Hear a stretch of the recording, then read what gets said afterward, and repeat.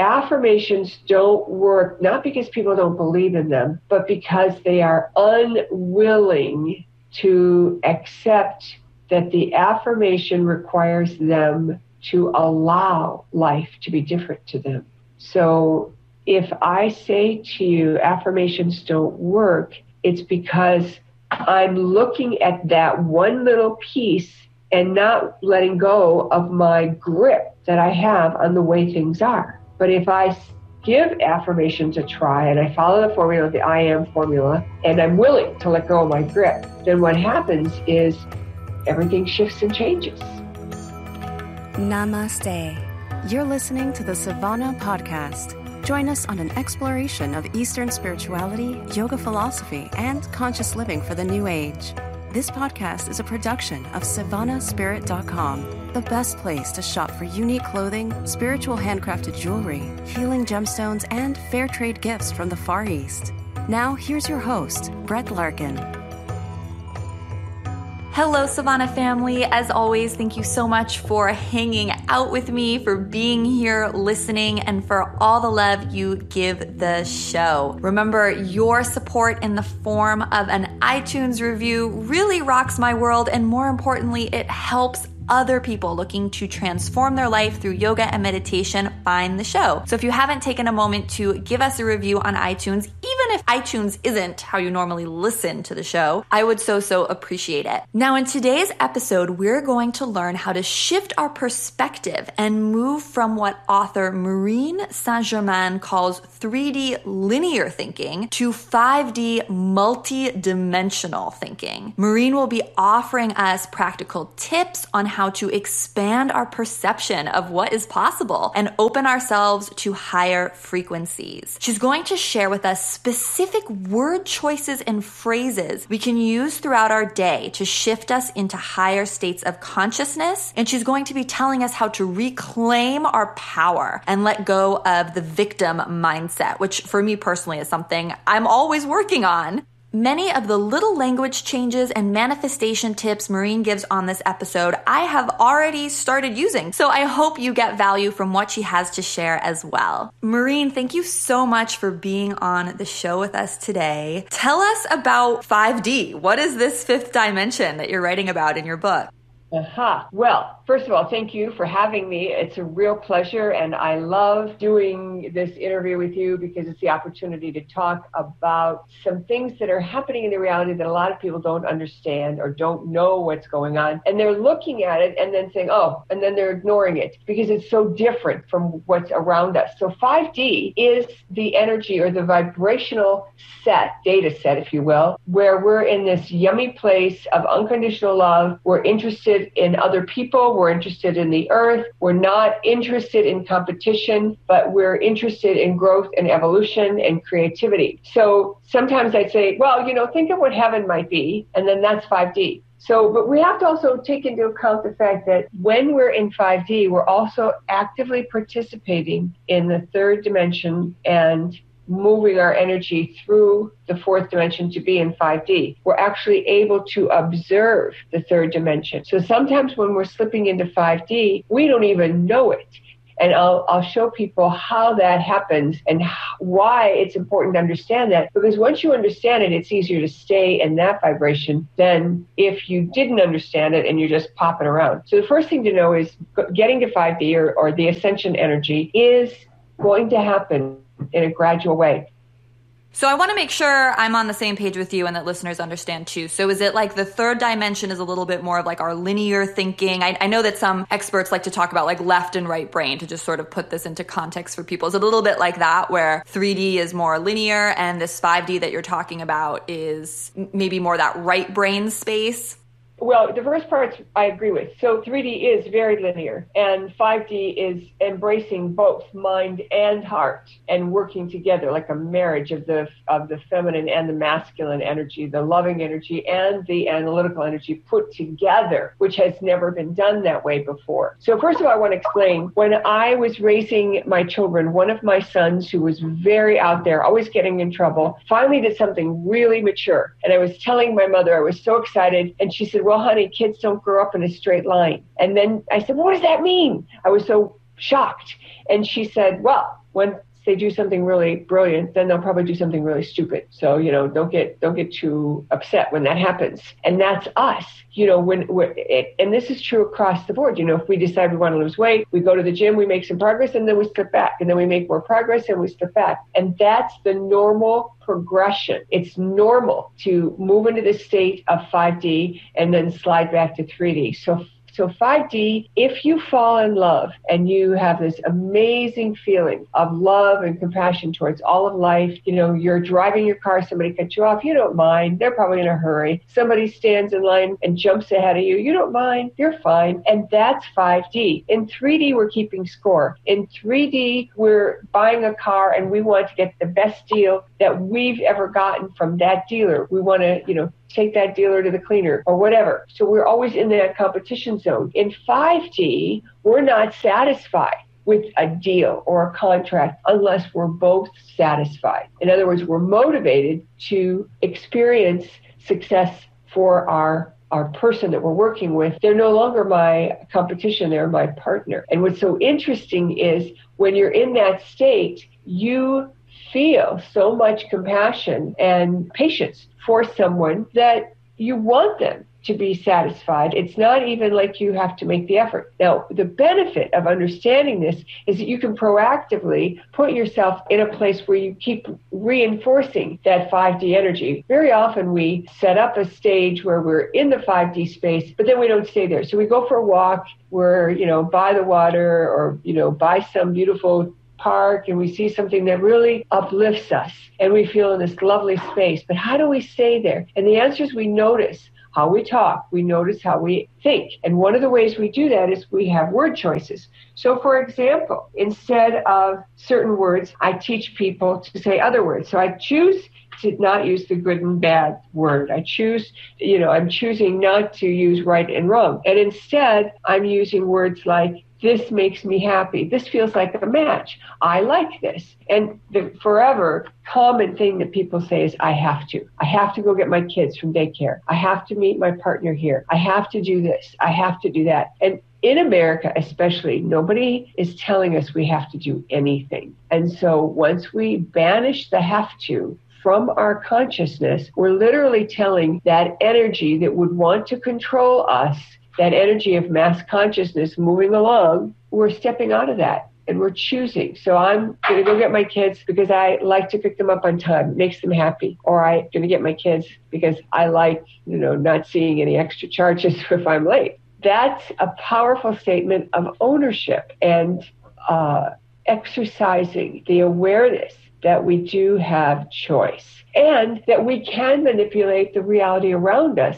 but we can only do it when we recognize how powerful we are. And if we're constantly giving away our power by pulling ourselves into the have-tos and those things that make us think we're part of some system that's running the show, then we don't exercise the power because we don't feel it. We don't know it.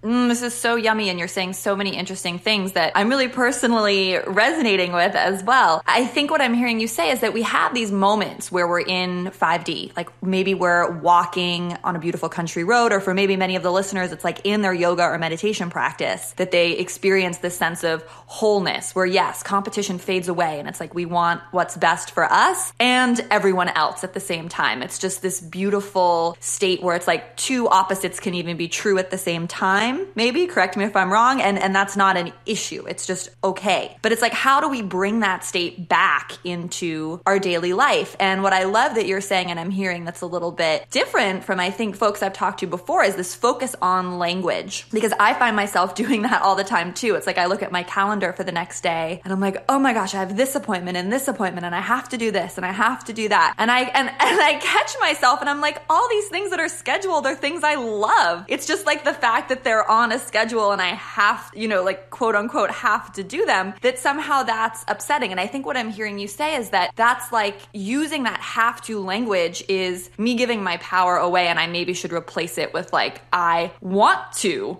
do this. That's why it's scheduled. Or what other practical tips do you have about like specific word choices we can make to try to stay in this sort of higher elevated conscious state? That's a fabulous example. For someone like you or anyone who's got, a fully booked schedule, you might say, I have a full day today and I'm so excited because I'm getting so much done. Or one of the things I do is and that's what I was referring to when I say we have help, is I call on my helpers. So I call on the angels, I call on the ascended masters and my guides, and I also call on the dragons. And the dragons are a whole other story, which I want to get into for just a second. And I will come back to this languaging. The dragons are beings that have come back into this reality, and they're here for clarity's sake, and they're here to help us find our way in the chaos. So the fastest way to start to believe in dragons is getting caught in any kind of traffic and saying to the dragons, all right, I'm not even sure I believe in dragons, but I'm giving this a shot. I'm asking the dragons to clean up the traffic for me and everyone else. And I'd like to get to my destination with grace and ease and not so much, struggle to get where I need to go. And you'll see everything shift and change. I even tell a story in the book about when my husband looked at the 4 lanes of freeway next to us and the 3 lanes of surface street, and we were all like gridlocked. And he looked at me and he said, "You're going to have to call the dragons. Look at this." And I did. And there was like 12 traffic lights ahead of us in a straight line. And every one of them turned green and stayed green till we got past it. And everything else seemed to free up. And it's like clearing up that log jam. So that's one way to use the dragons, but there's many more. And what you want to do is ask for your dragons, do a little meditation and say, all right, I didn't even know there were dragons. If there's dragons helping me, can I please see what they look like? Can I please know your name? And one of the ways when you get the name is don't tell anyone else, but use it as a way to ask for their help. And also be willing to say, okay, what can I do for the dragons? Sometimes them feeling your appreciation gets even more help. So those helps are very important. Another thing that I tell people to do is to announce, I am asking for a day of heaven on earth for me and everyone I come in contact with. And that literally sets the stage that I'm operating at my 5D self. And oh, by the way, I'm holding space for the clerk in the store, the bank teller, the lady on the phone, whatever it is. And they're going to be able to be at their highest self. And then I get to stay in 5D because I've been asking for them as well. And finally, I also tell people when you go to bed at night to announce, I am waking up in 5D. Literally, I am waking up in 5D. And you wake up in such a great mood, so enthusiastic. Now, let's talk about your day. And how do you talk about it and say, instead of saying, I have this client, I got to go. Instead, you say, I've got a client in 5 minutes. I'm choosing, or sometimes you want to just say, I'm ending this call in 2 minutes because I've got another client. And just to announce it rather than the have to eliminate that have to word is very tricky. But once you train yourself to notice when you're saying it, then the different word comes in. The other powerful word is I prefer, or it pleases me. So sometimes you might say, I have a very full day today and I am seriously concerned about pulling it all off and still retaining my joy. So I'm asking the dragons to make sure everything runs smooth and easy and everyone I come in contact is filled with the same joy that I'm asking for myself. That changes the energy because you've announced it and you claimed your freedom, as you have pointed out, to be empowered instead of giving your power away with the have to. And when you say you announce it, just because I'm wondering, and I think maybe listeners are too, is it important to say this out loud, or you can just mentally sort of say it to yourself to get yourself in this different zone? I used to say it to myself. And then one day I randomly said it out loud and I could not believe the difference. So I recommend saying it out loud. If you can't say it out loud because there's other people there, then run to the bathroom and say it out loud, or whisper it if you can't get up and go. But even at night, my husband and I say our evening prayer, I am waking up in 5D, out loud together because we've learned that it changes the energy dramatically. And, it's so interesting. And I'll give you an example. I was home one day. It's my very first day back at my desk. I got home last night at 4:00 from traveling back from China, through this big long trip overseas and then from another major city into San Diego. And I'm back at my desk. I'm on the phone with a client at noon. And my husband walks in and says, "Where's my lunch? I'm hungry." And I just looked at him and I thought, that's so funny. I didn't get mad. I didn't think, well, give me a break. I'm trying to get my work done here. But instead, I just got up, took care of his lunch. He did the same thing the next day. And then later that day, he said to me, you want to go to Costco? You haven't been to Costco in a long time. And I looked at him and I said, I would like to go to Costco, but when I go to Costco, I want to look around. And when my 5-year-old gets out, you don't like it. And then I looked at him and I said, and your 5-year-old was out earlier today and yesterday too. And he knew exactly what I was talking about. So I called him out, but I didn't yell at him. I didn't make him bad or wrong. I just pointed out that he was a little demanding, but he was like, I miss my wife. I miss having her cook for me, and that was his way of expressing it. But normally, a person might say, well, go fix it yourself. You know how to do that.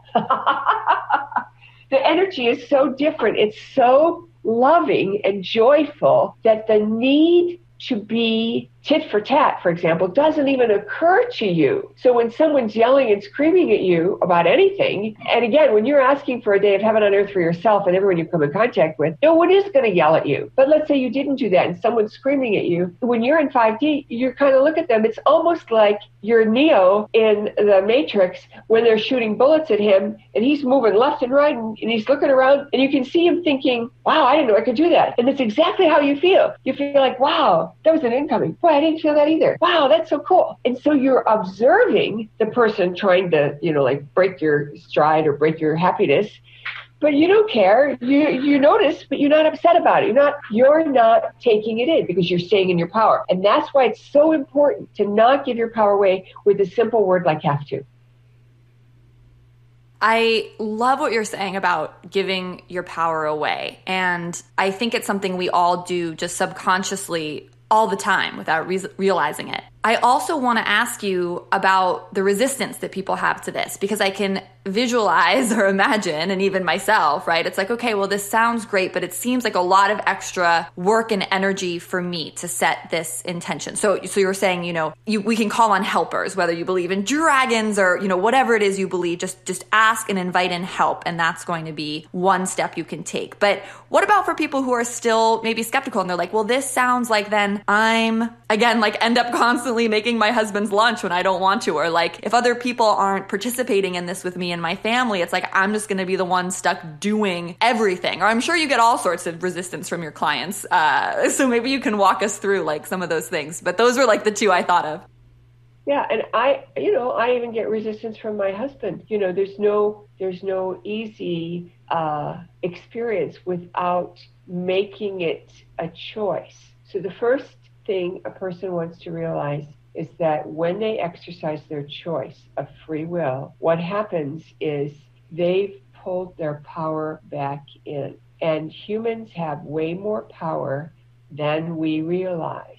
So when you start to pull your power back in and then you exercise it by saying, all right, I'm asking for help from the angels or whatever, my guides, whatever it is. Even if you don't believe in it, when you don't do it after you've done it a few times, you're going to be able to tell the difference for yourself. And then it won't feel like any effort at all because the net result is so much better. It's kind of like, sometimes you do something at night, you set the table, you fill the coffee maker, whatever it is, so you don't have to do it in the morning when you're rushing around. That's the same thing that I'm saying to do. Just take a few seconds at the beginning of your day or at the end of your day to set the stage so that you can get what you want with grace and ease. And when we do those things, whether it's the breakfast table is set and everything's cool, or whether we do a prayer, it makes us feel so much better because we wake up, oh, that's taken care of. And there's a peacefulness about that. There's a comfort about that. So we're transitioning from this zone of always having to worry about every little thing to being a place of peace and comfort and joy. And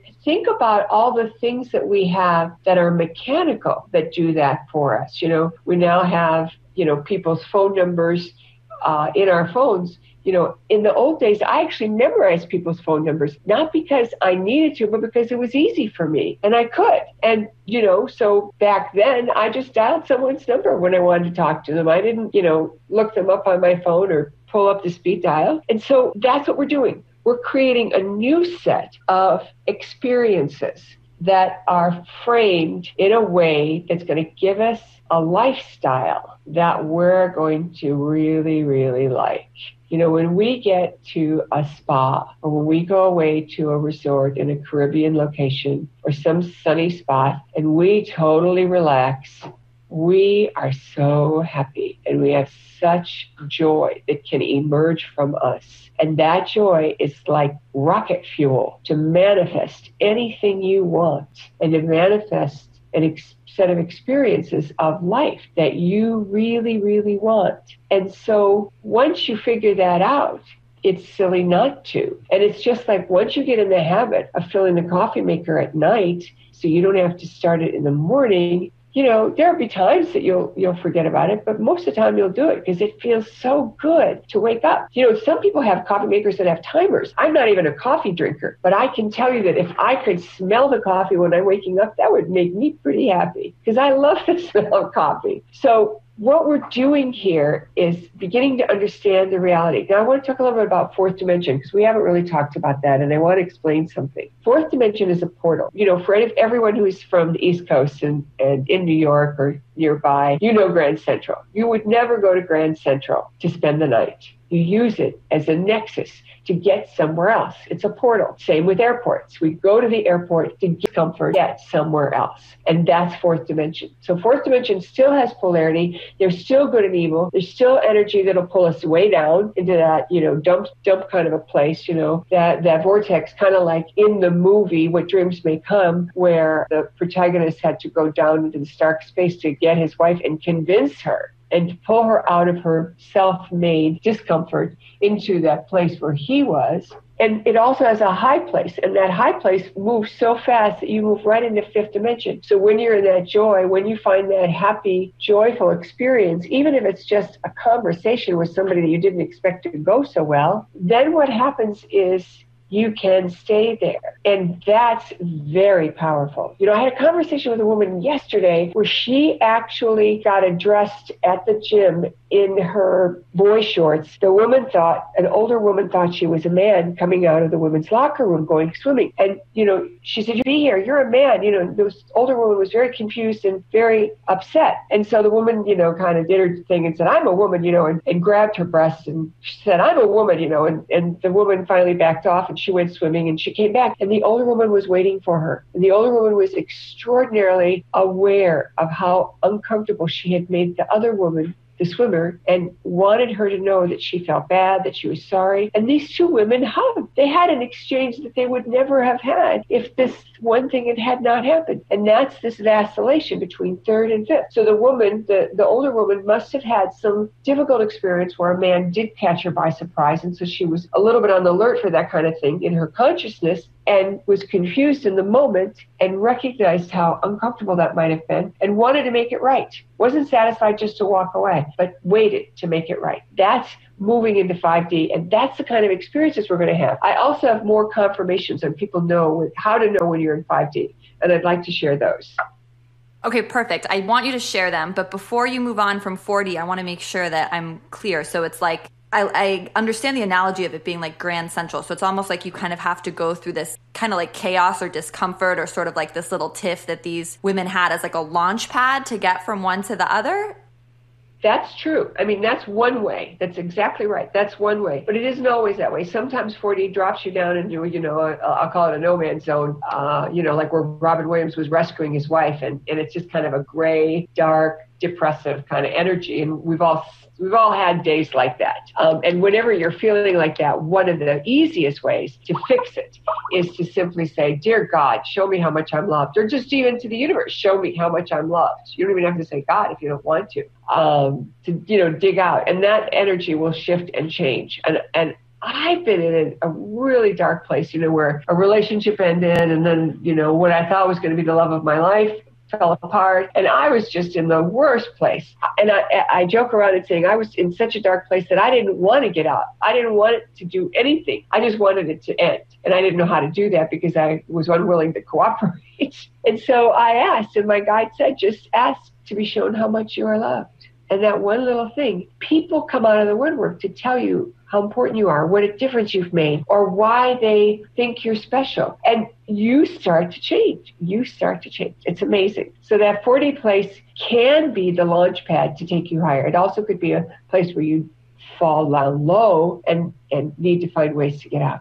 Okay, perfect. So give us the how we know we're in 5D. That was what you're going to do next, right? Right. So I have a couple of ways for people to understand. One way is that you're ahead in time. That means you notice things around you before everyone else does. Or you hear a question that someone didn't ask. And after you answer it, they look at you and say, I never asked that. And you almost want to lean back and go, you didn't? And then they'll say, well, I thought it, but I didn't say it out loud. And you're thinking, wow, I didn't know I was that psychic. And the truth is, at 5D, you can feel the people around you. You can hear their thoughts. And yeah, you are psychic, but it's more than that, because you're so connected with life that whatever's going on around you is available to you as part of your experience. So your experience isn't just being in a body. Your experience is being in a body with other people in their bodies and blah, blah, blah. Another way to notice that has to do with time is you might be sitting in traffic. If you're driving and you're maybe the third car back, there's a couple of cars in front of you, stopped at the light turns green, and nobody moves. Now, if you're in this yummy place, you're not upset that nobody moves because you're not anxious. If you're anxious, you're going to be in 3D. But you're in your yummy place, you're in 5D, and you're looking around going, what the heck? And then everybody moves, and you forget. But what's really happening is in 5D, you actually see the light change before the people in 3D, which is why nobody moves on the crosswalk and nobody moves at the traffic light. And that's happened to a lot of people. And when I start describing this, they go, I've had that happen a lot. I didn't even get it that that's what was going on. And now that you name it, now that you mention it, I remember this happening, even though they would have dismissed it prior to my describing it for them. That's another cool way. And now my best story ever is when you put something down, let's say your sunglasses, you put them in the drawer, you come back from wherever, you put them in the drawer, you want to make sure they're there when you have them next time. You're going to need them tomorrow. And then you do something else. And then you think, I do have to go back up. So you go back to that drawer where the sunglasses are. You're in a hurry and they're not there. And you think to yourself, it hasn't been that long. I know I put them there. It's not like, you came home a little tipsy and you forgot where you put your keys. No, you know where they're supposed to be and you know where you put them. How come they're not there? And the answer is because they're in 5D, and so were you when you put them down. Now that you're back in 3D, stressing about some new thing you need to take care of, you can't see them. So you, in your own way, go find your spare, and you say, okay, fine, I'm just going to get my spare, and you take care of the sunglasses thing, and you go out the door, you take care of what you're supposed to do, and then, the energy shifts, and you're happy again because you handled whatever you were worried about. And you come back, and you're in a good space, and you open the drawer to put away your sunglasses, forgetting that you're using your spare, and the original pair is right where you left them. And you think to yourself, that is freaky. Now, a lot of people will say, I'd say that the fairies are taking them. Well, the fairies might be taking them. I don't know. What I do know is that you are slipping from 3D to 5D and back again. And I proved it to myself through an experience that happened quite by coincidence when it happened to one of my kids, and he came in, threw something in his book bag, told me his story, came back and said, here, I'll show you what I mean. He opened his book bag, and whatever it was he'd put there wasn't there. And he looks at me with this look on his face, Mom, I just put it there. And I said, I know, I saw you do it. By now he's pulled everything out of this book bag, and I said, put everything back. We'll just ask for it to come back. It's in a higher dimension.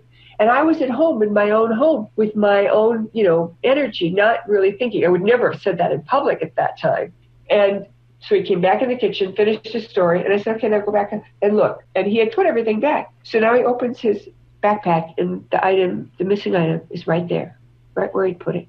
That's when I knew I wasn't making it up. Amazing. Well, at the very least, if we feel like scattered and we can't find things, I really like this idea much more than, just like I'm going crazy and can't find my keys or whatever. One of the ways to find is just to say, okay, they're here. I can find them. Is there anything I can do in the meantime for a few seconds so you can change your energy and unhook from whatever it was that was making you anxious, you see? It's almost that like once you let it go, it comes back. But it doesn't really come back. You're the one that's moving, not the stuff. Right. That's the funny part, because initially I thought my stuff was jumping from, third dimension to fourth or fifth, because when I would ask, where's my stuff? That's what I would be told. It's in a higher dimension. But one day when I asked, I was told, Maureen, you were in the fifth dimension when you put it down. And that's when I went, oh my God, all my students are telling me the same thing's happening to them. That means they're jumping from dimensions too. So So I have a couple questions I want to ask you about what we've discussed so far. One of them is I really resonated and loved this idea that you were talking about of doing things that really make us happy and prioritize, right? Like that feeling of when you walk into a spa, or I know for me personally, it's like, I love it when my house is super clean. It just makes me insanely happy. I can't even explain how happy it makes me, right? But to keep the house clean all the time, it's like I sort of have two options. It's like I need to, either get up earlier or go to bed later or work less to clean the house, or I need to pay and hire someone to help clean the house, right? And I think for a lot of people, whether it's, I'm just using myself as an example here, but, to take that time away from my work or my family just to clean, because I just like things being insanely clean all the time, or to pay that money to have someone come in, it feels like wasteful or self-indulgent. I think when we're talking about trying to get all of us to do and embrace more of what we love, that seems simple, but so many of us have resistance to that. And I think it has something to do with self-worth or an idea of self-love. I'm not sure. I was wondering if you could riff on this a little bit with me. Yeah, I like that. And I like what you said about how it makes you so happy. And when you hear yourself using that word so, with dragging it out, I'm so happy. Everybody gets it. And I was on a walk this morning and I was telling my husband, I'm so happy. I can see the water. It's beautiful outside. I see the trees, blah, blah, blah. Okay. So why is that self-indulgent and why do we feel like we're taking away? And that is because you have a big mission. You have a big list of what you want in life and what you want to accomplish. And what you haven't given yourself credit for is that it can take you, I'm just going to arbitrarily say, 2 hours to take care of the things that need to be taken care of for your work, to keep the system going and, the high activity going and all the appointments going. It might not be 2 hours in one sitting. It's, the combination. But if you have that place where you took the time in the morning, maybe 20 minutes, to really put a lot of order in your house and, you have this routine, then what would happen is it wouldn't take you that full 2 hours because you'd be so much more efficient. You wouldn't do things that would end up being time wasters in terms of the work effort, and everything shifts. So you actually become better at being you, the interviewer, because you made that order. And when you don't do it that way, when you say, I can't take the time because my day is so full, what happens is the day is harder to make happen because that joy isn't there. So the joy actually makes all of the action stuff easier, better, more aligned, and more functional. So the logical reason to take the time to do what really makes you happy, even if it's only 20 minutes a day, is because that sets the stage for everything else to be flowing and to be smooth. And also when you're happy, everything's different. There's this God energy of happiness and joy is so powerful that it's easier to manifest. It's easier to do everything that you want to do. So it's almost like taking away the joy and then it's like, well, I'm going to use all this gas to get this job done. But if you do something that gives you joy first, then your tank is full. Yeah, so we need to let go of that guilt and realize that if we prioritize whatever it is, it's going to make us more productive, more happy. The things that we think we need to get to later will be more rich. And when we feel the guilt, what I recommend is to say, yeah, that I can see why I feel the guilt, and validate that before you unhook from it, because then there's no resistance. What I have found is what we resist persists. So if you just dismiss it without validating it, it's like the FedEx guy coming to the door and not answering. The guy's going to come back. So that resistance is going to come back if you just dismiss the resistance. But if you look at the resistance and go, yeah, I see that, but I also know this. And what you're doing is you're giving your mind a chance to reframe the way you look at life. So anytime you find resistance, accept it. Say, yeah, that's one possibility, but I choose this other thing. Or I'm deciding that that's valid in the old way, but in the new game, I can give myself joy, and that's going to be more fuel for my day than I could ever have any other way. I love it. So my next question is, what advice do you have for people who, they love these ideas and they want to make their life better. But this idea of saying, I'm going to create heaven on earth tomorrow, or, whatever it is they're saying to themselves at night or throughout the day, feels inauthentic to them. And I've asked other folks about this too, with like affirmations, does the affirmation still work, or does setting an intention or saying something out loud like that still work if you don't really believe it? Because maybe they think of, oh my gosh, this the state of our society, or all the tragedies that are happening, around the world, or just that, they really don't like their job, or it doesn't feel authentic. How does that factor in? Well, I have a couple of things to say about that. And the first thing is, it may be true that it doesn't feel authentic, but just like acting, you fake it till you make it. That's the first thing. The second thing is you want to follow a very specific formula. You don't just say, tomorrow I'm going to have a day of heaven on earth. Instead, you say, I am. You always use the I am phrase because that's very powerful and very empowering. And then you announce whatever it is. I am having a day of heaven on earth. Or I claim a day I'm going to wake up in 5D. So that it's important to recognize there's a way to say it. And finally, affirmations don't work, not because people don't believe in them, but because they are unwilling to accept that the affirmation requires them to allow life to be different to them. So if I say to you, affirmations don't work, it's because I'm looking at that one little piece and not letting go of my grip that I have on the way things are. But if I give affirmations a try and I follow the formula, the I am formula, then what happens is, and I'm willing to let go of my grip, then everything shifts and changes and everything becomes easy. And it only takes a couple of times when a person does this and lets go of their expectation. A lot of times if you say to someone, this such and such is going on, and they offer a solution, and you say that solution's not going to work for me, then you haven't said it's a bad solution. You haven't said it's a stupid idea. You just said, look, that's not going to work for me. Then you've opened it up to find out what will work. If you say, that's a dumb idea, or I can't do that. It's that giving up my power thing. We are insisting that the status quo has to remain the same, but these affirmations are going to change everything. And the truth of the matter is, we're all holding a matrix.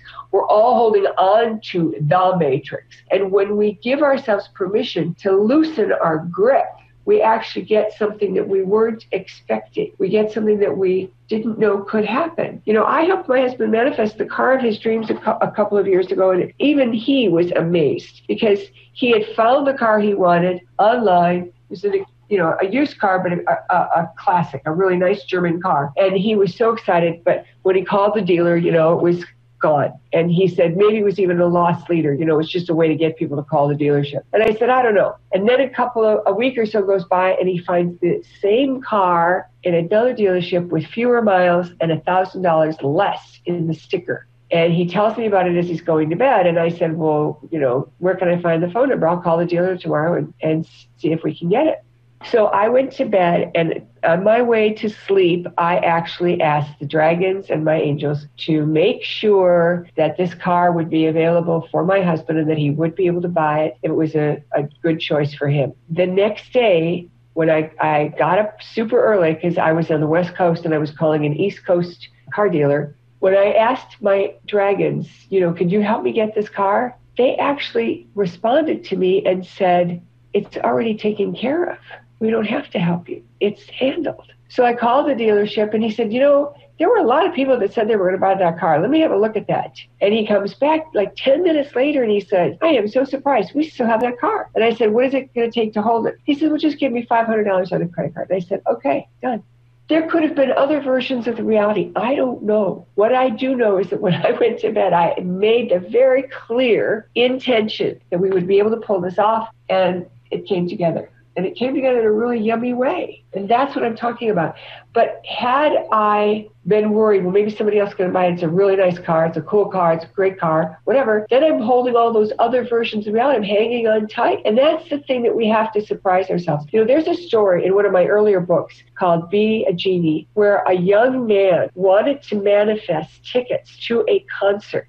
And he wanted those tickets. He was like 10 years old, and his mother was willing to go with him to this, this big center where they were going to have this concert if they could get the tickets. So his mom is online the minute the tickets go on sale, and they're gone, completely gone. Now the kid went to school and told all his friends that he was going to go to this concert. So when he came home that night and the mom couldn't get the tickets, he said, well, do something. And she said, like what? And he said, well, you know what I mean, the way you manifest. Well, she'd been in training with me for manifestation for quite some time. So she taught him, the little kid, how to manifest. And a few weeks go by and they discover that a bar is going to give away tickets. So they show up at this bar. The bartenders say, no, we're not doing that. We don't know anything about that. And then the DJs show up and they said, oh, well, maybe our PR people forgot to tell you, but we're going to give away tickets tonight and your bar's sponsoring it. So, let's do it. And the concert was that night. They only had an hour to get there. 3 people got 2 sets of tickets and the kid didn't win. And he was so blown away because he had done all this manifestation work. And I'm not giving you all the details, shorten the story. One of the winners came over to the kid and said, I'd like to give these to you. You want them more than I do. He didn't win the tickets, but he still got them. And the mom, of course, said, take the ticket stubs to school with you. None of your friends are going to believe you. I love this story. I think it is so powerful the way we can really work with our mindset and start playing and trying to shift reality and manifest the things that we want in our life. And the last thing I want to ask you kind of has to do with when we talk about it in this way. I'm sure listeners may be feeling inspired listening to you, right? It seems so simple. But at the same time, so many of us are caught in, I call it like that victim mindset, right? Like the I have to, and it's really like we just need to make a perception shift. But for some reason, it's so appealing or so much easier or attractive for us to sort of just like stay in victim mode. And is that because victim mode for many of us is just like what's comfortable or what we're used to, or change is scary? Or I'm wondering if you can tell us like a little bit more about why the status quo for us is so comfortable, because when we talk about it this way, it just seems like, why don't we all just do this? It's so simple. I think you've nailed it, because those 3 things, it's scary to change, it's comfortable, and, the whole idea of sticking with the status quo, familiarity is very, very true. And it is an act of will. It is a mental choice to say to yourself, even if you don't understand this, even if you don't really believe it, but to say, okay, if I have all this power, then I can do this. And to know that somebody else does it and has done it, and that, like I've taught thousands of people this, is going to help someone say, well, if they can do it, so can I. And so it kind of frees them from the stranglehold that we all belong to. Now, part of the thing that happens is our society has been moved into a way of behaving because we've plugged in to the mass consciousness. And there's a couple of ways that we plug in. When you have to have that coffee every morning, when you have to read the newspaper or watch the news on the television or the internet,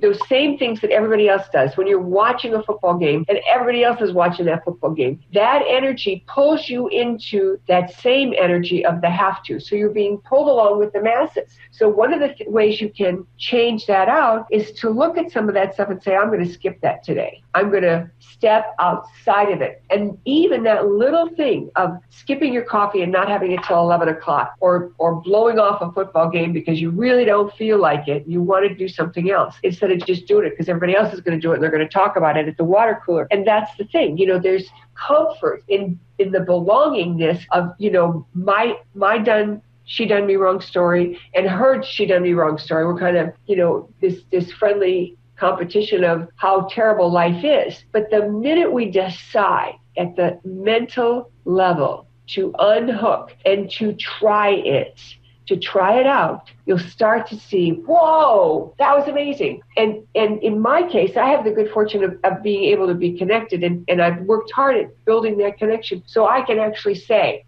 what caused this to happen. And then I get shown, and that's how come I've got these cool tools for everyone to use. So the number one thing to do is to just start out, I'm asking for a day of heaven on earth. That's super easy, doesn't require anything else. When the energy starts to change, you're going to want more of it. When you want more of it, then you can say at night, I am waking up in 5D. And when you are choosing to speak to someone, you consciously avoid those words that are pulling you along with the masses and instead show your choice. I'm choosing to be on time. I don't want to be late. I like being on time. It makes me feel good to be on time. It makes me feel good to clean my house. So the way to get out of the victim mindset is to first start to notice when we're being negative, and then to reframe it. Now, in my book, Be a Genie, and that's all about manifestation, I actually tell people one thing that you can do when you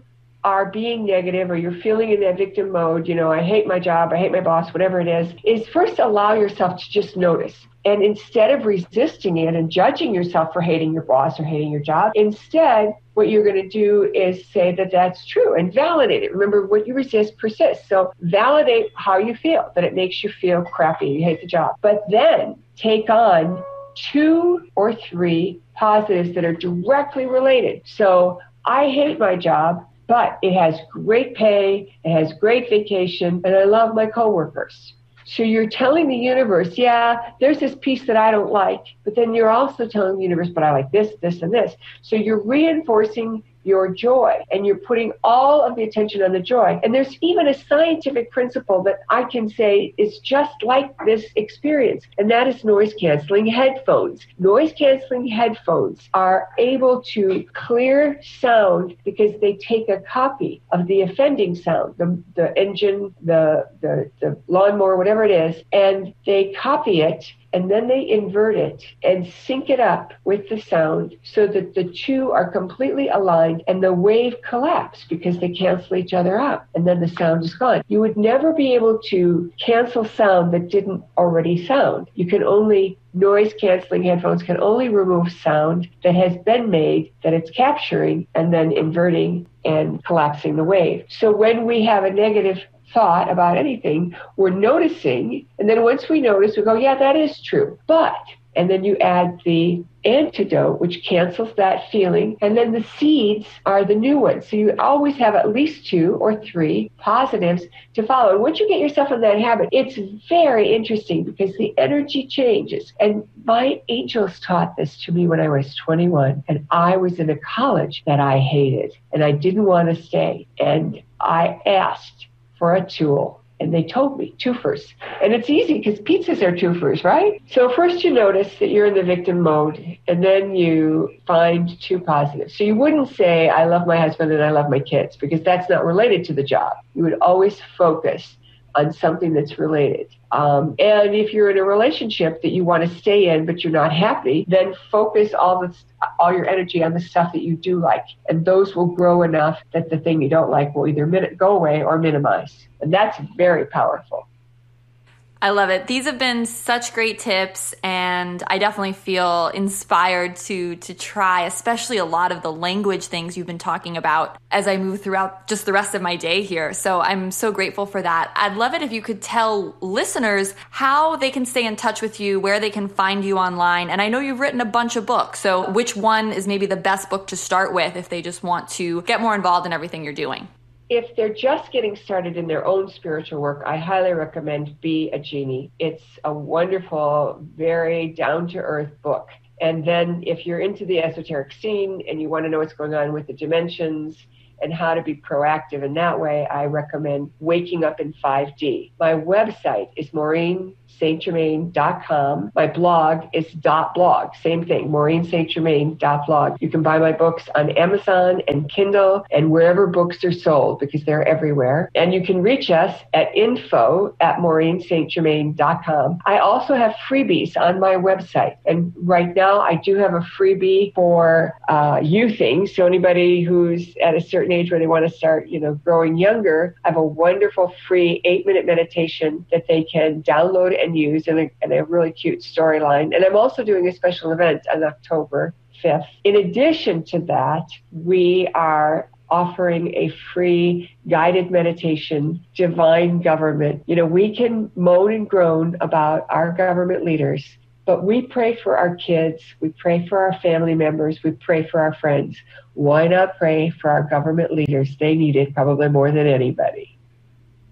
Beautiful. Well, I'll make sure to share your website and links to your book and all that information right below the podcast so folks can see it. Listeners, make sure to let me know what you thought of today's episode. Did you come away with some helpful tips? If so, would love to hear what they are in the Facebook group. You know the drill. SivanaEast.com/group forwards you to our private Facebook group where you can get approved as a member and join the conversation. I would love to hear your thoughts on this week's guest, this week's episode, and who you want to talk to and what topics you're interested in for next time. I hope that you have a beautiful day full of yoga, meditation, and you start maybe changing your language up a little bit too. So much love from my heart to yours. Namaste.